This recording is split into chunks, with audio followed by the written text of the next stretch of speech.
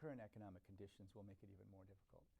But what allows me to sleep a little bit is if you look back over the last 25 years. This time it was a member state driven process, which means everybody had their say.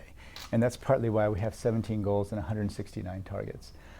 Some of which are very broad, but it's really, really important in the sense that it's broadened dramatically what we're trying to tackle. Let's see. Well, we have reshaped the organization to focus very much on two primary targets, which is ending extreme poverty by 2030 and boosting what we call shared prosperity. Very specifically, we want to see the incomes of the bottom 40% rise faster than overall economic growth. The foreign assistance to everything from improving tax collection. The climate scientists will tell you that while carbon is the currency of how we measure climate change, many say that water will be the teeth. The problem of access to clean water is a huge one, and it gets much more complicated because of climate change. For when we're going to end stunting in the world. So all of these things, China is still doing well. It accounts for 30% of all global growth in the last 3 years. 7% is still among the highest rates of growth in the world, but China has to continue on this path of reform, which is going to be difficult.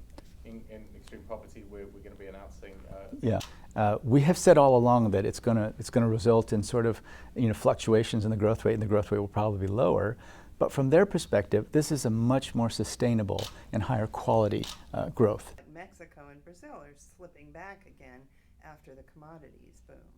And the Fed works in mysterious ways, and they've got data and are looking at trends that we don't necessarily all see.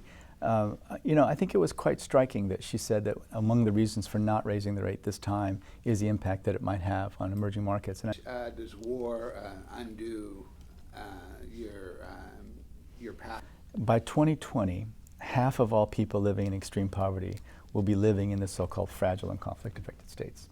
And then by 2030, something like 90% will be living in fragile and conflict-affected states. So at the World Bank, we've just tried to be honest with ourselves and said, what we've tried so far in preventing conflicts, in accelerating the resolution of conflicts, it just hasn't worked so far.